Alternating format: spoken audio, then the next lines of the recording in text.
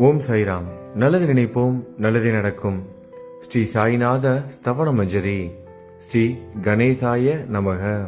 எல்லாவற்றிற்கும் ஆதாரமானவனே, மயூரேச்சவரா, எல்லாவற்றிற்கும் சாட்சியாக விளங்குபவனே, கௌரியின் புதல்வனே, எண்ணங்களுக்கெல்லாம் அப்பாற்பட்டவனே, பெருத்த வயிறுடையவனே, ஸ்ரீ கணபதியே என்னை காத்தருள்வீர். நீ எல்லா பூதகணங்களுக்கும் முதல்வன், தலைவன். எனவே கணேசன் என அழைக்கப்படுகிறாய். நீ எல்லா சாஸ்திரங்களாலும் ஏற்றுக்கொள்ளப்பட்டவன். புனிதமான முகமுடைய பாலசந்திரனே, சாரதே, வாக்கின் தெய்வமே, நீ வார்த்தைகளுக்கெல்லாம் தலைவி, உலகின் உயிரோட்டத்தின் காரணகர்த்தாவே, நீ படைப்பாளிகளின் இறைவி, நீ எப்போதும் இத்தேசத்தின் அணிகலன், எங்கும் நிறைந்து இருக்கும் எல்லையில்லாத சக்தியே, உலகின் தாயே, உன்னை வணங்குகிறேன். பூரண முழுமையான பரபிரம்மே, மகான்களுக்கு பிரியமானவனே, பண்டரிநாதன் உருவில் வெளிப்பட்ட அவதாரமே, நீ அன்பு கடவுள், எல்லையற்ற கருணையுள்ளம் கொண்டவனே, பாண்டுரங்கா நரஹரி. பொம்மலாட்டக்காரன் தன் கையிலுள்ள கயிற்றால் பொம்மைகளை ஆட்டுவிப்பது போல் பிரபஞ்சம் எங்கும் நிறைந்து நின்று உலகை ஆட்டுவிக்கும் ஒரு பொம்மலாட்டக்காரன். உன் மெய்ப்பொருளை உய்த்துணர அறிவியல் ஏடுகளும் புனித நூல்களும் இன்னமும் முயன்று கொண்டுதான் இருக்கின்றன. மெத்த படித்தவர்களுக்கு நீ வெளிப்பட்டதே இல்லை. சக்கரபாணியே, அத்தகைய அறிவற்றவர்கள் வெறும் வார்த்தை ஜாலங்களிலேதான் சிக்குண்டவர்கள். மகான்கள் மட்டுமே உன்னை உணர்வார்கள். மற்றவர்கள் குழப்பமடைந்து உள்ளார்கள். உனக்கு பக்தியோடு கூடிய சாஷ்டாங்க நமஸ்காரத்தை செய்கிறேன். 5 முகங்கள் கொண்ட சந்திரனே, மனித மண்டை ஓடுகளாலான மாலை அணிந்தவனே, நீலகண்டனே, திகம்பர ஓங்கார வடிவானவனே, பசுபதியே, எல்லா நேரங்களிலும் எவருடைய உதடுகள் உன் பெயரை உச்சரிக்கிறதோ அவர்களது உலகியல் துன்பங்கள் உடனடியாக நீங்கிவிடும். ஜடாமுடியை தரித்த சிவனே, உன் நாமத்தின் சக்தி அத்தகையது. உன் பாதங்களை வணங்கி நான் சாயி புகழை கூறும் இந்த துதியை எழுதுகிறேன். இந்த அருட்பணி முழுமையடைய எனக்கு அருள்வாயாக. நீலகண்டா, ஆலகால விஷமுண்ட சிவனே. இப்போது அத்ரி மகரிஷியின் புதல்வரான தத்தாத்திரேயரையும் குலதெய்வமான இந்திரனையும் துக்காராமையும் எல்லா ஞானிகளையும் பக்தர்களையும் பணிகிறேன். சாயிநாதா, உனக்கு வெற்றி கிட்டட்டும். பாவிகளை கடைத்தேற்றும் கருணை உள்ளவரே, உங்கள் பாதங்களில் என் தலையை வைத்து இருத்தி வேண்டுகிறேன். உன் பாதுகாப்பை எனக்கு அருள்வாய். நீ முழுமையான பரபிரம்மம், ஆனந்தத்தின் இருப்பிடம். நீயே விஷ்ணு, மனிதர்களுள் தலை சிறந்தவர். மன்மதனை எரித்த உமையொரு பாகனும் நீயே. நீ மனித வடிவில் தோன்றிய இறைவன், அறிவு என்னும் ஆகாயத்து சூரியன். நீ கருணை கடல், நீ பிறவி பிணிக்கு ஒரு அருமருந்து. நீ ஏழைகளுக்கும் கீழ்த்தட்டு மக்களுக்கும் விரும்பியதை கொடுக்கும் சிந்தாமணிக்கல். நீ உன் பக்தர்களை பரிசுத்தப்படுத்தும் தெய்வம். உலக வாழ்க்கை என்னும் சம்சார கடலில் மூழ்குபவர்களை காப்பாற்றும் ஓடம். நீ அஞ்சுபவர்களின் புகலிடம். நீ இந்த பிரபஞ்சம் தோன்ற முதற் காரணமான பரிசுத்த பேரின்ப பேருணர்வு சைதன்யம். நீ கருணையே உருவானவன். உனது பலவிதமான வெளிப்பாடுகளில் இந்த உலகமும் ஒன்று. நீ பிறப்பற்றவன், சாவும் உன்னை தொட முடிவது இல்லை. என் நீண்ட ஆழமான சிந்தனைக்கு பின் வெளிப்பட்ட கருத்தே இது. பிறப்பு இறப்பு என்பவை அஞ்ஞானத்தால் தோன்றும் வெளிப்பாடே. மகாராஜா, நீங்கள் இறப்பும் பிறப்பும் மற்ற சுதந்திர பறவை. தண்ணீர் நீரூற்றாக தோன்றினால் அதன் ஆதாரம் அங்கு இருப்பதாக அர்த்தமா? ஏற்கனவே அங்கு அது நிரம்பி இருந்தது. பூமியின் உள்ளே இருந்தது, ஊற்றாக வெளியே வந்தது, அவ்வளவுதான். மணற்படுகையில் நீர் ஊற்றாக வெளிப்பட்டதும் அது நீரோடை என்ற பெயர் பெற்றது. அதன் சரியான பெயர் ஊற்று. தண்ணீர் இல்லாவிட்டால் அது வெறும் மணற்படுகையே. அந்த மணற்படுகையில் தண்ணீர் ஊற்றாக வந்தாலும் அல்லது வற்றி போனாலும் தண்ணீருக்கு அதனால் ஒன்றும் ஆவது இல்லை. ஏனென்றால் தண்ணீர் அந்த மணற்படுகைக்கு எந்த விதமான முக்கியத்துவமும் கொடுப்பது இல்லை. ஆனால் அறியாமையால் மணற்படுகையோ நீர் நிரம்பி இருந்தால் அது பெருமைப்பட்டு கொள்கிறது. ஆகையால் நீர் வற்றியவுடனே அது மிகவும் மனவருத்தம் அடைகிறது. இந்த மனித உடலும் ஒரு விதத்தில் அந்த மணற்படுகை போன்றதே. புனித பேரின்ப நிலையை அந்த நீரூற்றின் தூய தண்ணீருக்கு ஒப்பிடலாம். இம்மாதிரி எண்ணற்ற மணற்படுகைகளை மனித உடல்கள் இருந்த போதிலும் அவற்றில் உள்ள நீர் பேருணர்வு எனப்படும் சைதன்யம் மட்டும் மாறுபடுவதே இல்லை. கருணை உள்ளவரே, நான் உங்களை ஆதியும் அந்தமும் இல்லாதவன், பிறப்பற்றவர் என கூறுவேன். அறியாமை என்னும் மலையை உடைக்க உதவும் இந்திரனின் கையில் இருக்கும் வஜ்ர ஆயுதம். இதுவரை இந்த பூமியில் எத்தனையோ எண்ணற்ற உயிரினங்கள் தோன்றி உள்ளன, இப்போதும் தோன்றிக் கொண்டுதான் இருக்கின்றன. வருங்காலத்தில் மேலும் எண்ணற்ற உருவங்கள் தோன்றதான் போகின்றன. அந்த ஒவ்வொரு தோற்றத்திற்கும் ஒரு தனி உருவமும் பெயரும் கிடைக்கும். இந்த உயிர்கள் ஒவ்வொன்றும் பெயராலும் தோற்றத்தாலும் மட்டுமே இவ்வுலகில் அடையாளம் காட்டப்படுகிறது. ஆகையால் அந்த சுத்த பேருணர்வு நிலையை நீ நான் என்று பிரித்து காட்டுவது சரியல்ல. ஏனென்றால் எது இரண்டாக தோன்ற முடியாதோ அதுவே உண்மையில் பரிசுத்த பேரின்ப பேருணர்வு சைதன்யம் எனப்படும். அது ஒன்றே அனைவரின் உள்ளும் ஆத்மா என்ற பெயரில் உள்ளது.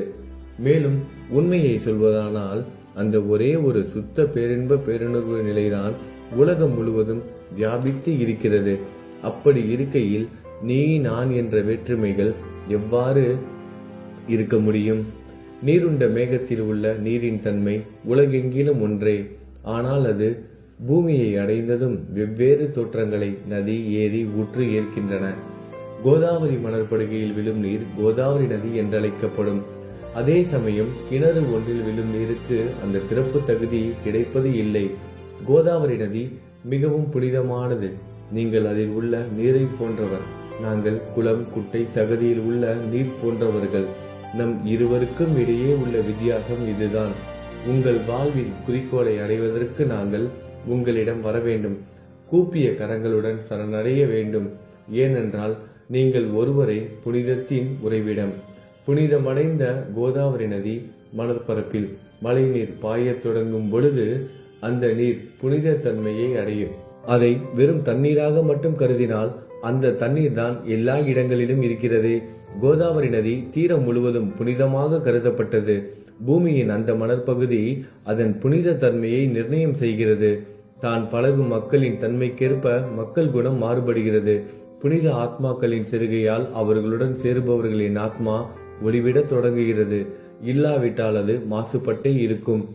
நீருண்ட மேகத்தில் நின்று கீழே விழுந்த நீரின் புனித தன்மையை எந்த பூமியின் பகுதி மாற்றவில்லையோ அந்த பகுதியை சாஸ்திரம் அறிந்தவர்கள் கோதாவரி என்று கூறுகிறார்கள். மற்ற பகுதியில் விழுந்த நீர் அந்த பகுதியில் உள்ள மண்ணின் குணத்தை ஏற்றுக்கொண்டது, புனித தன்மையை இழந்தது. மேகத்தில் இருந்த பொழுது பரிசுத்தமாக இருந்த நீர் அசுத்தமாகவும் கசப்பாகவும் உப்பாகவும் மாறிவிட்டது. 6 வித உட்பகைகளை அகற்றி காமம், கோபம், பேராசை, வெறுப்பு, அகங்காரம், பொறாமை புனித உடலெடுத்து வந்த குருதேவா தங்களை புனித மகான் என்று அழைப்பதே சாலப் பொருந்தும். ஆகவே நீங்களே புனித கோதாவரி. நீங்கள் புடம் போடப்பட்டதாலேயேதான் நான் உங்களை புனித கோதாவரியாக உருவகம் செய்கிறேன். இயங்கும் அத்தனை படைப்புகளிலும் நீங்கள் சிறப்புற முதன்மை பெறுகிறீர்கள். பிரம்மா உயிர்களை படைக்க ஆரம்பித்ததிலிருந்தே உலகம் தோன்றியது முதல் கோதாவரி நதி இருக்கிறது. நீர் நிறைந்து பாயும் அந்த நதியில் இன்று வரை தண்ணீர் வற்றியதே இல்லை. ராவணனின் எதிரியான ராமர் கோதாவரி நதியின் கரைக்கு வந்தபோது ஓடிக்கொண்டிருந்த தண்ணீர் இன்று வரை அதே இடத்தில் எப்படி இருக்க முடியும் என்று சற்றே யோசித்து பாருங்கள். கோதாவரி நதியின் மணற்படுக்கை மட்டும் அதேதான். தண்ணீர் கடலை சென்றடைந்து விட்டது. ஆனால் அந்த கோதாவரி நீர்ப்படுகையுடன் புனிதத்தன்மை மட்டும் என்றுமே மாறாமல் இன்று வரை அப்படியே உள்ளது. ஒவ்வொரு வருடமும் பழைய நீர் வெளியேறி புதிய நீர் அதற்குள் பாய்கிறது. உங்களுக்கு தெரிந்த வாழ்க்கை நீதிதான் அது. ஒரு நூற்றாண்டை ஒரு ஆண்டாக கணக்கிட்டால் அந்த நூற்றாண்டில் தோன்றிய முனிவர்கள் பாயும் நீரை போன்றவர்கள். அவர்களில் மிகப்பெரிய மகான்கள் அந்த நீரில் தோன்றும் அலைகள் போன்றவர்கள். இந்த புனித கோதாவரி நதியில் முந்தைய நூற்றாண்டுகளில் சனாதர், சனதர், சனந்தனர் போன்ற மகான்கள் வெள்ளமாக தோன்றினார்கள். பிறகு நாரதர், தும்ரு, துருவன், பிரகலாதன், மகாபலி சக்கரவர்த்தி, சபரி, அங்கதன், வாயுகுமாரனான அனுமான், விதுரர், கோபர்களும் கோபியர்களும் வெள்ளமாக தோன்றினர். இவ்வாறு இன்று வரை கடந்த நூற்றாண்டுகள் ஒவ்வொன்றிலும் ஒன்றன் பின் ஒன்றாக மகான்களாகிய வெள்ளம் தோன்றியது. அவற்றை எல்லாம் என்னால் ஞாபகப்படுத்தி கூற முடியவில்லை. சாய்நாதா, இந்த நூற்றாண்டில் 19ஆம் நூற்றாண்டு புனித கோதாவரி நதியில் சந்தேகத்திற்கு இடமில்லாமல் நீங்கள் வெள்ளமாக பாய்ந்தீர்கள். எனவே உமது தெய்வீகமான பாதங்களை வணங்குகிறேன் மகாராஜா. நான் செய்யும் தவறுகளை உங்கள் கவனத்தில் வைத்துக் கொள்ள வேண்டாம் என மன்றாடி கேட்டுக்கொள்கிறேன். நான் ஒரு எளியவன், அறியாதவன், தீய குணங்கள் கொண்ட மிகப்பெரிய பாவி. என்னை புறம் தள்ளி விடாதீர்கள், கைவிட்டு விடாதீர்கள். மட்டமான உலோகத்தையும் தங்கமாக மாற்றும் சக்தி கொண்ட ரசவாதக்கல் இரும்பினுடைய இயற்கையான தன்மைகளை பொருட்படுத்துவது இல்லை. கோதாவரி நதி தன்னுள் கலக்கும் சிறு ஓடைகளை திருப்பி அனுப்புவது இல்லை. அநேக தீய குணங்களை என்னுள் கொண்டவன் நான்.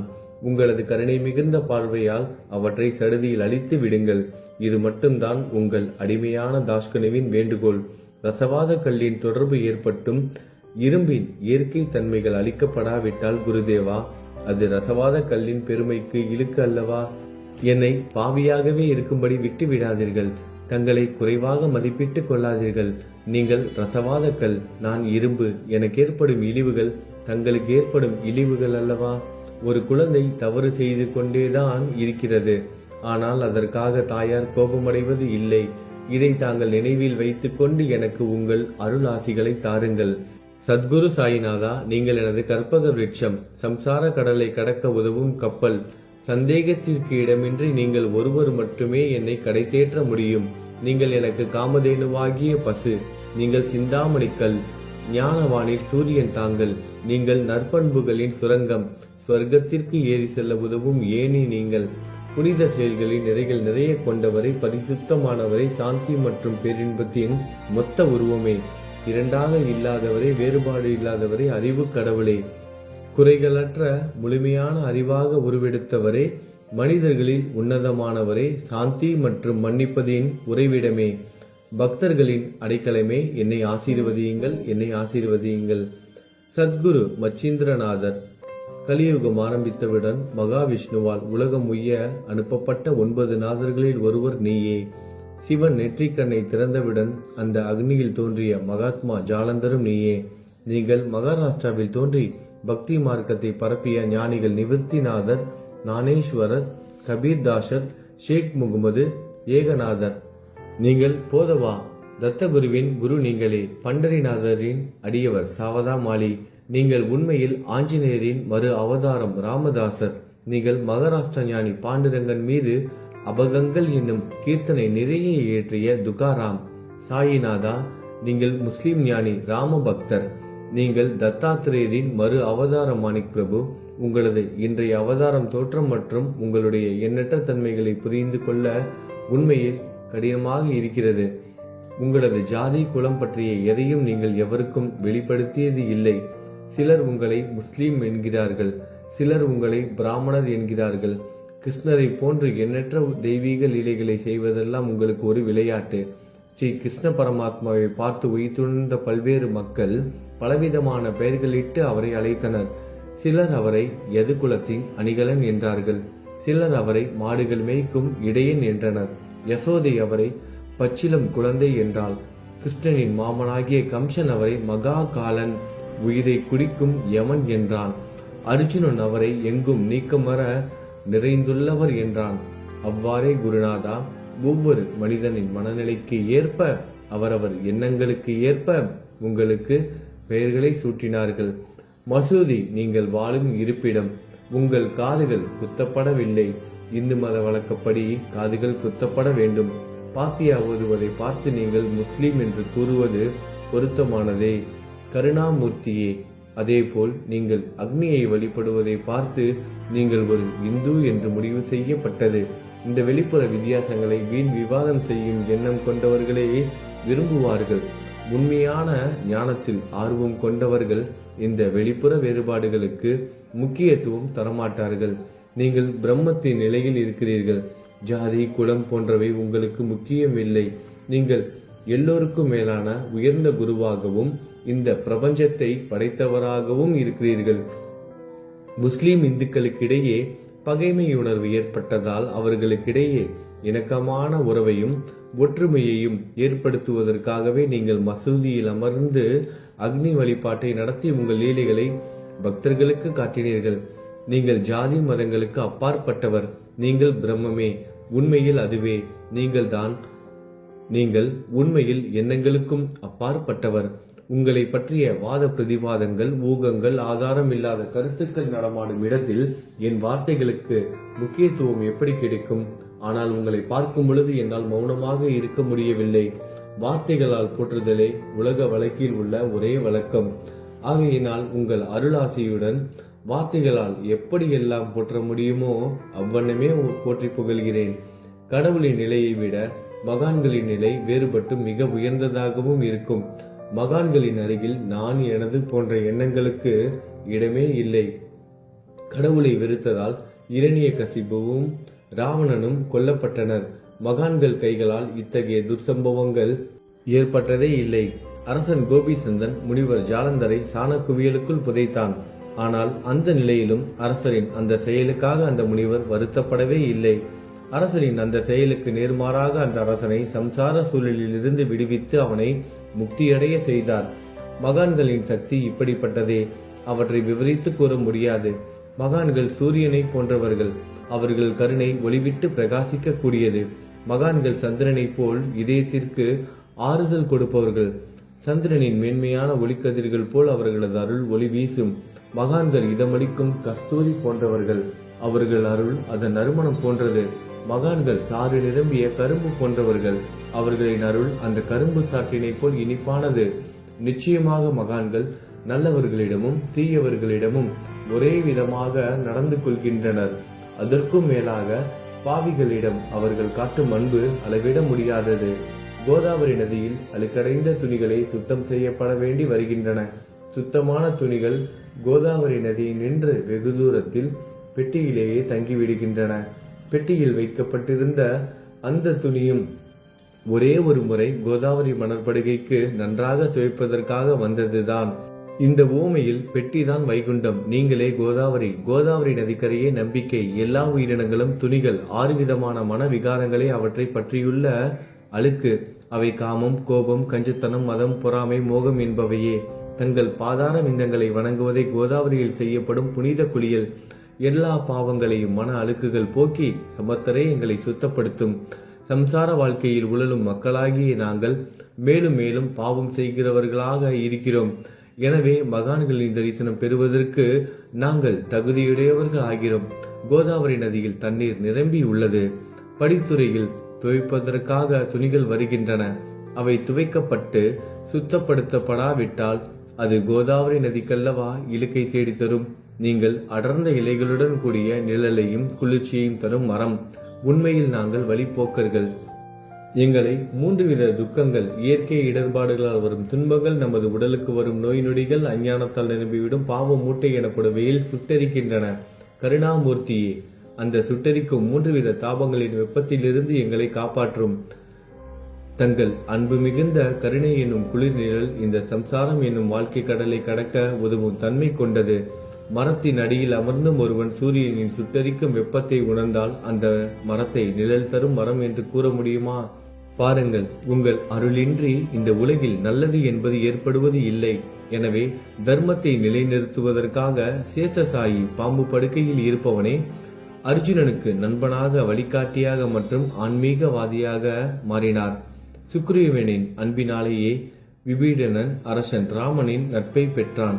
ஸ்ரீ ஹரியும் மகான்கள் மூலமாகத்தான் பெருமை பெற்றார். பிரம்மம் உருவமற்றது. எனவே வேதங்களால் அதை வர்ணிக்க முடியவில்லை. பூமியில் அதை மனித உருவில் தோன்ற வைத்து மகான்கள் அதன் உருவமற்ற தன்மையை மாற்றினர். காமாட்சி என்ற பக்தருக்காக பாண்டுரங்கனை ஒரு தாழ்த்தப்பட்ட குலத்தில் பிறக்க வைத்தார். சோகமேளா என்ற பக்தருக்காக உலகின் தெய்வமாகிய இறைவனை இறந்த எருமைகளின் உயிரற்ற உடல்களை எடுக்க வைத்தார். மகான்களின் பெருமையை உணர்ந்த இறைவன் தண்ணீர் சுமந்து உழைத்தார். உண்மையில் மகான்கள் எல்லாவற்றையும் தாங்கும் சக்தியும் சச்சிதானந்த பிரபுவும் ஆகிய இறைவனின் எஜமானர்களே. இதற்கு மேலும் சொல்வதற்கு ஏதும் இல்லை. நீங்களே என் தாயும் தந்தையும். ஷீரடி கிராமத்தில் வசிக்கும் சத்குரு சாயிநாதா பாபா, உங்கள் லீலைகளை எவர் ஒருவராலும் உண்மையிலேயே முழுமையாக புரிந்து கொள்ள முடியாது என்கிற போது சாதாரண மனிதனாகிய நான் எவ்வாறு அவற்றை விளக்க முடியும் என்று கூறுங்கள். எல்லா உயிரினங்களையும் காப்பாற்ற நீங்கள் ஷீரடிக்கு வந்திருக்கிறீர்கள். மண் அகல் விளக்குகளில் வெறும் தண்ணீரை ஊற்றி அவற்றை எரிய வைத்தீர்கள். மிக குறுகிய மரப்பலகையை கொஞ்சம் ஊஞ்சல் படுக்கையாக்கி உங்கள் யோக சக்தியை உங்கள் பக்தர்களுக்கு காட்டினீர்கள். அநேக பெண்களின் மலட்டுத்தன்மையை முழுவதுமாக நீக்கினீர்கள். உதியின் மூலம் அநேக பேரின் வியாதிகளை குணமடைய செய்தீர்கள். இவ்வுலக சம்பந்தமான துன்பங்களை நீக்குவது உங்களுக்கு ஒரு பொருட்டே அல்ல. யானை ஒன்று எறும்பை சுமையாக கருதுமா?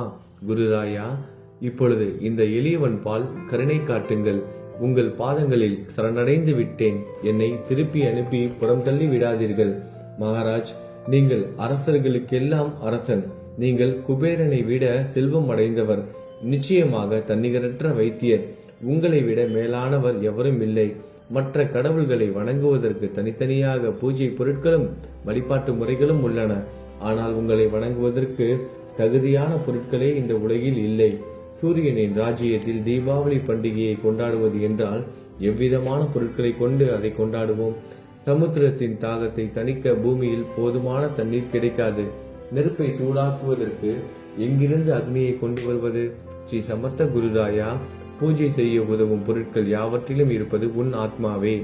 ஆரம்பம் முதலே அவை உன் ஒரு பகுதியே. மேலே கூறப்பட்டவை எல்லாம் தத்துவார்த்த ரீதியில் கூறப்பட்டவையே. எனக்கு ஏற்பட்ட அடிப்படையில் கூறப்பட்டவை அல்ல. அனுபவங்கள் இன்றி கூறப்படும் வார்த்தை ஜாலங்கள் வீணே. சம்பிரதாய சடங்குகளின்படி உங்களுக்கு பூஜை செய்ய வேண்டுமென்றால் அதனை செய்வதற்கு தேவையான பூஜை சாமான்கள் என்னிடத்தில் இல்லை என் குருநாதா. கருணையுடையவரை, அடிக்கடி என் கற்பனை திறனின் அடிப்படையில் உங்களுக்கு நான் வழிபாடு செய்கிறேன். அந்த வழிபாட்டை இந்த அடிமையிடமிருந்து ஏற்றுக்கொள்ளுங்கள். இப்போது என் அன்பு கண்ணீரால் உங்கள் கால்களை கழுவுகிறேன். உண்மையான பக்தி என்னும் சந்தனத்தை அரைத்து சாந்தாக்கி உமக்கு இடுகிறேன். அழகிய வார்த்தைகளால் எழுதப்பட்ட இந்த துதி என்னும் கம்னியை உமக்கு அணிவிக்கிறேன்.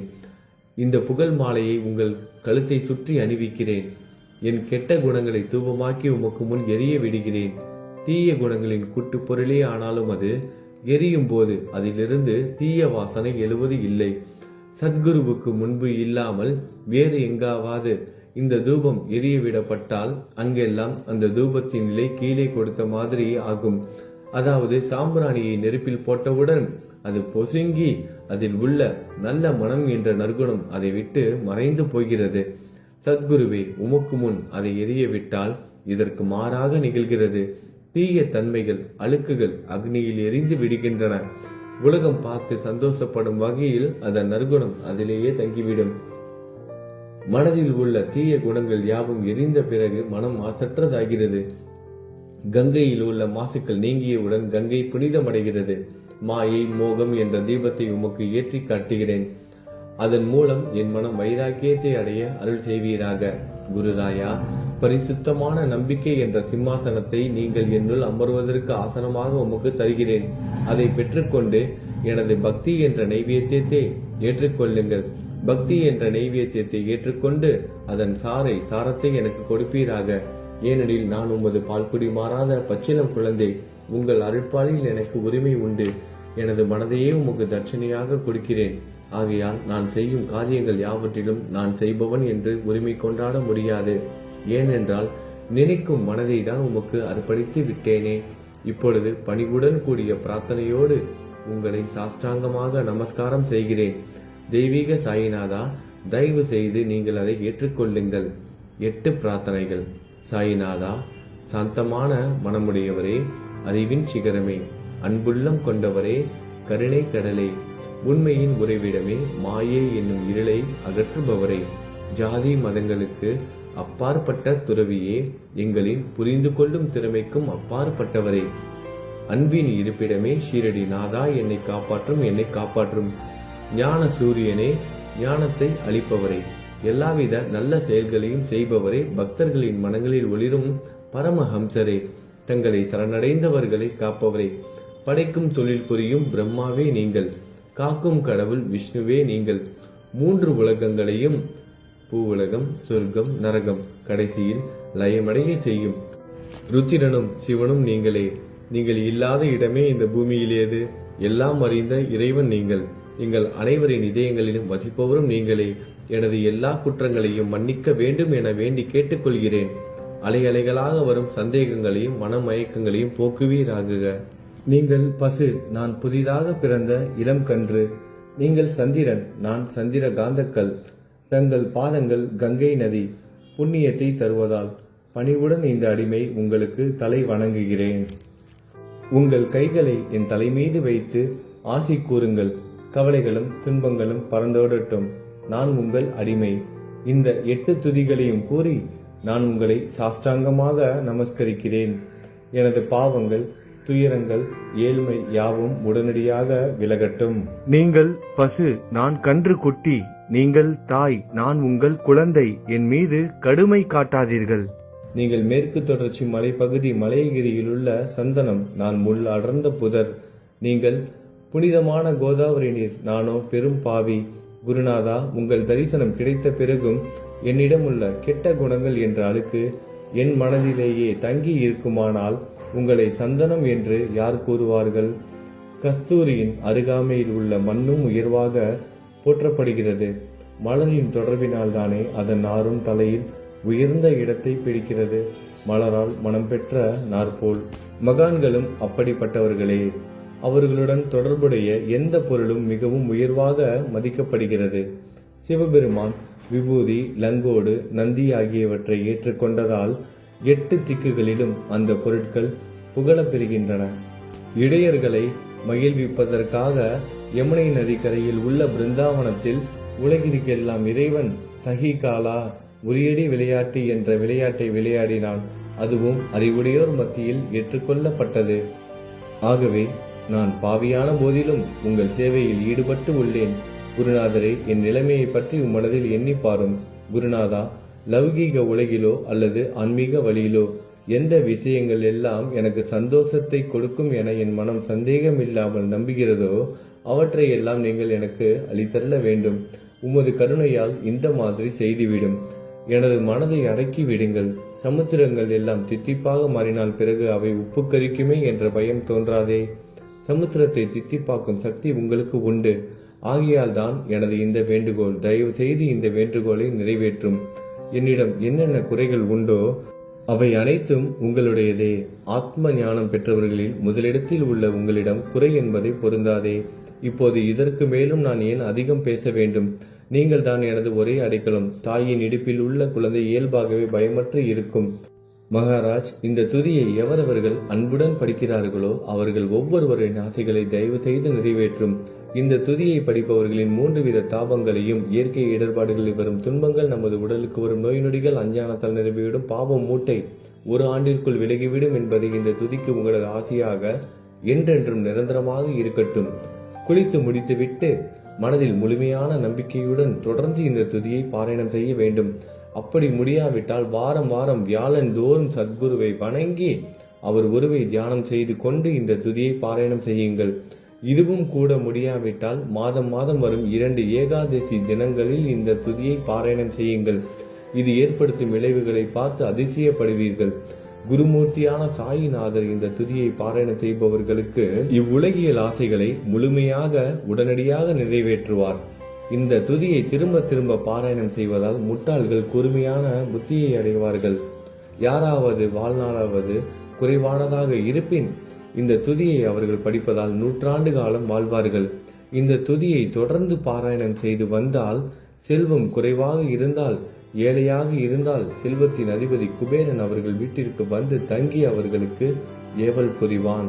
இது சத்தியம், இது சத்தியம், இது சத்தியம் என 3 முறை கூறுகிறேன். குழந்தை செல்வம் இல்லாதவர்கள் இந்த துதியை தொடர்ந்து படித்து வந்தால் குழந்தை செல்வம் பெறுவர்.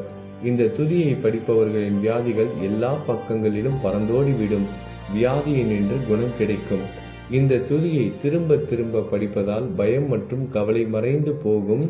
மதிப்பும் மரியாதையும் கிடைக்கும். அழிவற்ற பிரம்மத்தை உணர்வார்கள். பிரம்ம ஞானம் கிட்டும். அறிவுடையோரே, இந்த துதியின் மீது உங்கள் இதயங்களில் முழுமையான நம்பிக்கை வையுங்கள். சந்தேகங்கள், நம்பிக்கையின்மை, தவறான எண்ணங்கள் ஆகியவற்றிற்கு கொஞ்சம் கூட மனதில் இடம் கொடுக்காதீர்கள். சீரடிக்கு புனித பயணம் மேற்கொள்ளுங்கள். பாபாவின் தாமரை பாதங்களை மனதில் நிறுத்துங்கள். அவர் அனாதைகளின் உறவினர், பக்தர்களின் விருப்பங்களை நிறைவேற்றும் கற்பகத்தரு. பாபாவால் உணர்வூட்டப்பட்டு இந்த துதியை நான் இயற்றினேன். இல்லாவிட்டால் எவ்விதமான முக்கியத்துவமும் இல்லாத என்னால் இந்த துதியை எவ்வாறு எழுத முடியும்? சக ஆண்டு 1840, ஆங்கில ஆண்டு 1918 புரட்டாசி மாதம் வளர்பிறையில் விநாயகர் சதுர்த்தி என்ற திங்கட்கிழமை 2வது யாமத்தில் சூரிய உதயத்திற்கு முன் இந்த பாமாலை நிறைவு செய்யப்பட்டது. புனிதம் வாய்ந்த நர்மதா நதிக்கரையில் இந்தூருக்கு அருகில் உள்ள ஊரான மகேஸ்வர சேத்திரத்தில் ஸ்ரீ அகல்யாதேவியின் சந்நிதியில் ஸ்ரீ சாய்நாதரை போற்றி பாடும் இந்த ஸ்தவன மஞ்சரி நிறைவடைந்தது. மகேஸ்வரம் என்ற புனித ஸ்தலத்தில் இந்த துதி நிறைவடைந்தது. ஸ்ரீ சாய்நாதர் என் மனதிற்குள் புகுந்து இந்த துதியின் ஒவ்வொரு வார்த்தையையும் என்னை கூற வைத்தார். எனது சீடன் தாமோதரன் இதை நான் கூற எழுதினான். தாஸ்கனுவாகிய நான் எல்லா ஞானிகள் மற்றும் துறவிகளின் வேலையால் எங்கும் மங்களம் பொங்கட்டும். ஸ்ரீ சாய்நாதரை போற்றி பணிவுடன் எழுதப்பட்ட இந்த ஸ்ரீ சாய்நாத ஸ்தவனமஞ்சரி என்ற துதி பாராயணம் செய்பவர்கள் சம்சார கடலை கடக்க உதவட்டும். இது ஸ்ரீ பாண்டுரங்கனுக்கு தாஸ்கனுவின் நம்பிக்கை மற்றும் பணிவோடும் கூடிய பிரார்த்தனை. ஓம் சாய்ராம். நல்லதே நடக்கட்டும். ஓம் சாய்ராம். மங்களம் சுபமங்கலம்.